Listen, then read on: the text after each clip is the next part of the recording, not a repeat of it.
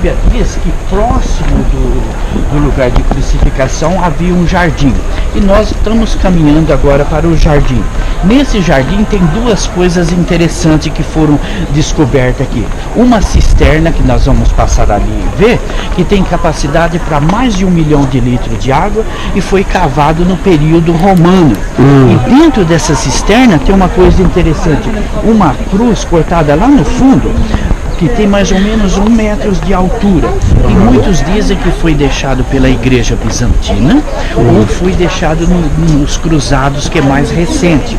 Mas isso mostra que cristãos usavam esse lugar aqui porque deixou essa enorme cruz dentro dessa enorme cisterna. E a cisterna é um buraco enorme que você cava na rocha para segurar a água da chuva, porque aqui não tem riacho, não tem mina de água, não tem nada aqui em Jerusalém. Então você tinha que fazer esse tipo de cisterna para usar durante a época toda. E essa cisterna é onde que nós estamos passando aqui agora, quer ver? Olha, passei por ela. Aqui, ela é grande, está lá embaixo. Tá vendo aquela escada ali, essa escada aqui, ó, da foto, certo? Se não tiver grupo debaixo do coberto desse telhado, você pode vir andando que você vai dar bem ali no início dessa cisterna, certo? E essa cruz que eu estou falando, essa foto aqui, ó, tá vendo? E é muito interessante esses pontos aqui que vem mostrar mais história no passado, entende?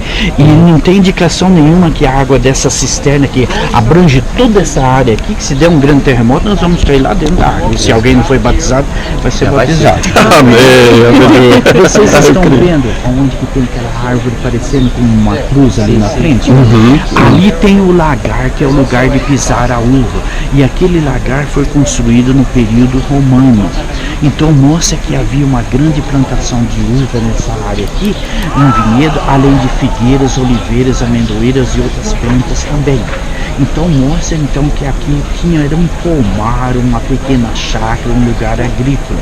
E quando a Bíblia fala que José de Arimateia tinha o seu túmulo de família próximo de um jardim, não está dizendo que é um jardim de flores. Então na Bíblia, sempre que mostra jardim, não está se referindo a flores, mas está se referindo a um lugar agrícola, um lugar de plantação. Vocês não foram lá no Getsemane? E não é o Jardim das Oliveiras, não tem as oliveiras antigas? Adão e Eva, lá no Jardim do Éden. Adão e Eva caminhavam o dia inteiro lá no Jardim do Éden, catando flores ou pegando fruta, que pegaram da fruta errada, que complicou tudo. Então, jardim quer dizer um lugar agrícola. Então, encaixa-se muito bem aonde que nós estamos aqui.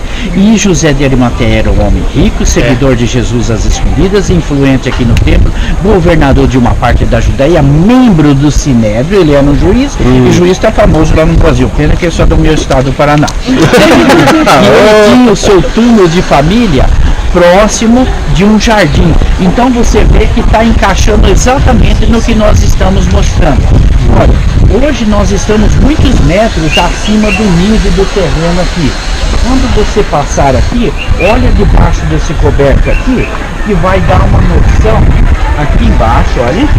Isso aqui é que está no alicerce de todo esse terreno aqui, para você ver quantas coisas já foi mudado aqui onde que nós estamos, para você identificar um pouco melhor aqui. Pode vir aqui. Eu vi um negócio correndo aí, era um rato, mas não sei o que era ali. Se fosse um rato que caísse aí, eu pensei,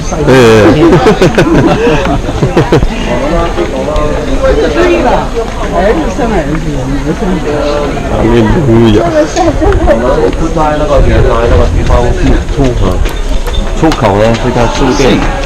Esse aqui é o lagar que eu estava falando para vocês.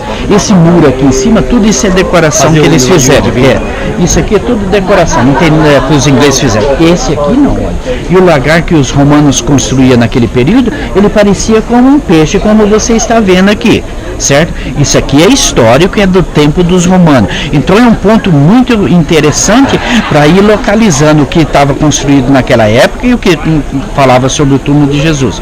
E na época da colheita da uva, é uma época muito seca. Você corta os cachos de uva, coloca dentro de grandes cestos, coloca nas costas do camelo, vem puxando o camelo até chegar no lagar, e todo mundo diz que o lagar é um lugar que dá muito mosquito, porque você está pisando a uva, fica o doce, o suco, né, o melado, fedendo, né?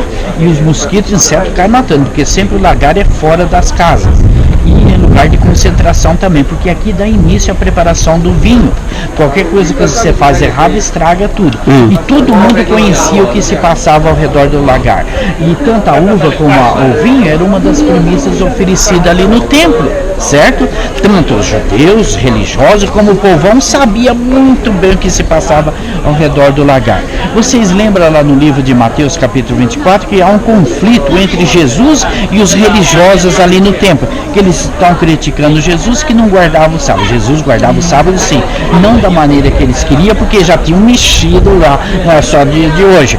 E eles criticam Jesus que come com os pecadores sem lavar as mãos.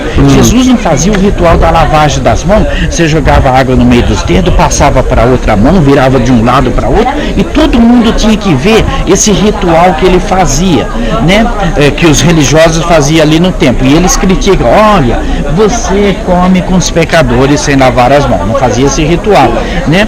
E a quantidade de água que eles usavam para lavar as mãos era metade da casca de um ovo. Era só um pinguinho de água ali, mas era aquele ritual que era importante, a religião, a tradição ali. Jesus não fazia, eles criticavam. Então você come com os pecadores sem lavar as mãos. Eles criticam Jesus que cura as pessoas no sábado. Aí, quando um grupo de mineiro falou aqui, Jesus arrasou com eles quando Jesus falou, olha, vocês comem o mosquito e engolem um camelo.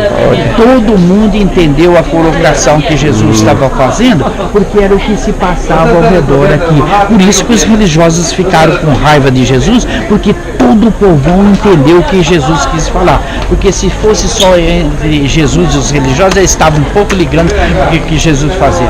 Mas quando o povão entendeu o que Jesus quis, aí eles ficaram com muita raiva. Parece coisa política, né? Quando os políticos entendem o povão, quando o povão entende os políticos, eles ficam com medo, começam a tremer. Né? O que Jesus estava querendo dizer? Que eles estavam tão preocupados com coisinhas tão pequenas e não vendo a pessoa de Jesus. Vocês comem um mosquito e engolem um camelo. Eles estavam tão preocupados com o sábado, mas não estavam vendo quem era o Senhor do sábado, que era maior. Eles estavam preocupados em coisinhas tão pequenas e não vendo a pessoa de Jesus, que é maior. E muitas vezes a gente se encontra nessa mesma situação. Quantas vezes a gente se preocupa com as lutas, tribulações, que esquece de olhar para cima de onde que vem o socorro. Né? E muitas vezes a gente está tão concentrado em algo tão pequeno que acaba sendo um grande impedimento da gente ver as bênçãos que Deus tem para ministrar individualmente no nosso coração. Olha aí, glória a Deus, a gente bem ministrado aqui. Não é que está tomando vinho, não, é que está cego. Olha, vocês podem ver esse túmulo aqui, grande, feito na rocha mesmo, né? Na mesma Monte Moriá, na mesma rocha que vai dar lá no templo, certo?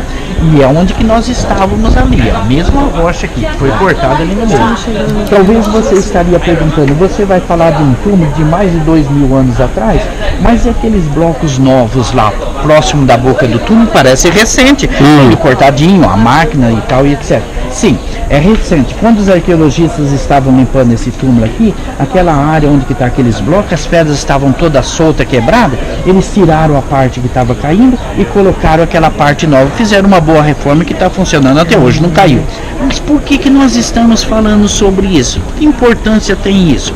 Bem, você lembra de algo interessante que a Bíblia diz que quando Jesus ressuscitou, deu um grande terremoto aqui em Jerusalém, e até os santos que estavam nas catatumbas, elas quebraram. Aleluia. E eles ressuscitaram e foram reconhecidos pelos seus familiares. Não foi só os amigos do Facebook, não. Aleluia! Reconheceu, não é mesmo? Glória. Se você olhar ali na parede, olha, onde está aqueles vasos lá, olha, você vê trincos e rachaduras na rocha que só acontece com terremoto. Pode ser que danificou a boca desse túmulo, não é mesmo? E segundo um especialista diz que quando deu esse grande terremoto, esse túmulo já estava cavado, porque senão os trincos passavam do outro lado ali. Tá vendo aquela mulher de cor-de-rosa ali? Na parede, ia daquela parte ali na montanha e ia embora lá. A abertura da boca do túmulo quebra o trincamento do tremor. Então tem esses pontos, por isso que danificou a boca desse túmulo. A boca desse túmulo era bem mais baixa do que aparenta aqui. Agora você anda em pé lá dentro. Sempre que eles cavavam um túmulo familiar, como esse aqui, a boca do túmulo era baixinha, que você tinha que reclinar para entrar dentro como uma questão de respeito. Por isso que Pedro e João, quando ficam sabendo que o corpo de Jesus não está mais dentro do túmulo, eles vêm correndo e reclinam na boca do túmulo e olha para a parte direita e vê os panos e lençóis que foram enrolados o corpo de Jesus. A Bíblia diz que depois da ressurreição, Maria fica chorando em frente ao túmulo, ela volta a entrar dentro do túmulo e vê na parte direita do túmulo também um anjo na cabeceira e outro aos pés. A Bíblia diz também o seguinte, que Aleluia. as mulheres e Pedro e João também, eles viram pessoas dentro do túmulo e na parte direita também, que era um anjo, não é mesmo? E esse túmulo aqui, o lugar de colocar os corpos das pessoas é do lado direito, certo? Quando os arqueologistas estão fazendo pesquisa, que eles acham um túmulo familiar grande como esse aqui e não tem outros túmulos ao redor como esse caso aqui, tudo indica que é de uma propriedade particular, privada. Por isso que encaixa sobre a pessoa de José de Arimateia, que ele era o que ele possuía. Quando vocês entrar lá dentro do túmulo, vocês vão ver essa cruz bizantina que está feita na rocha lá. Está escrito Jesus Cristo, Alfa, Ômega, princípio e fim, que era feito na rocha e estava desaparecendo. E foi deixado pela igreja bizantina, que foi uma igreja sofredora, perseguida, que usava esse lugar aqui. E deixaram esse sinal dessa cruz e foi provado lá dentro. E tem até os pilares ali que dava cobertura aqui. Do outro lado aqui na rocha, vocês vão ver o sinal de uma âncora. Olha, aqui já está desaparecendo aqui, ó, né? Está desfarelando aqui, isso aqui é um sinal de uma âncora. Lá no livro de Hebreus capítulo 6 mostra como a esperança da alma, a âncora, e a âncora não é aquele aparelho que você tira de dentro do navio, do barco e joga no mar e dá estabilidade para o navio, não é mesmo? E essa igreja cristã sofredora, perseguida, que dá continuidade de Cristo, tinha Jesus Cristo como a âncora. Então tanto aquele sinal daquela cruz e dessa âncora foi deixado por essa igreja que se reunia. Aleluia, agora é um grande momento especial. Nós estamos à porta do túmulo de Jesus, nós vamos entrar agora, é muita emoção, aleluia. Glória a Deus, a Eveline já está aqui. Aleluia. Ora, machou de cada baixada. Muita emoção, de cada baixada, de cara baixada. Aleluia.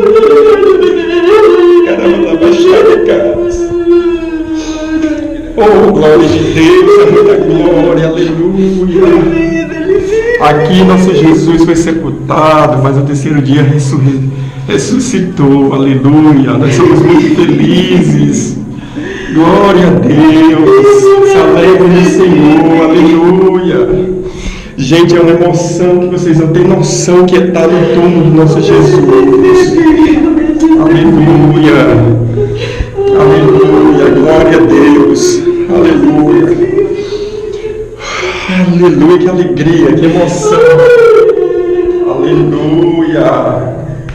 Olha aí onde o Senhor foi deitado, nosso Jesus. Oh, glória, aleluia.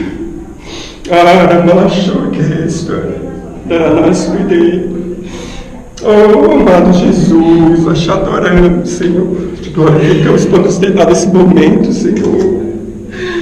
Obrigado, Jesus, obrigado, Pai. Aleluia. Ele ressuscitou, glória a Deus.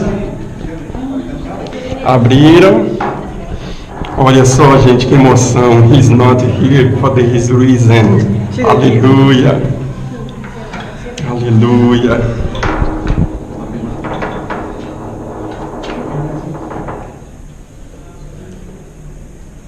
Outra.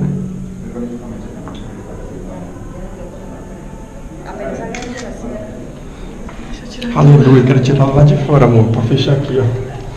Fecha aqui. A gente vai fechar e tirar aqui. Just a minute, please. Please. Ah, vai lá tirar quanto. Pode descer, amor. Pode descer pra tirar.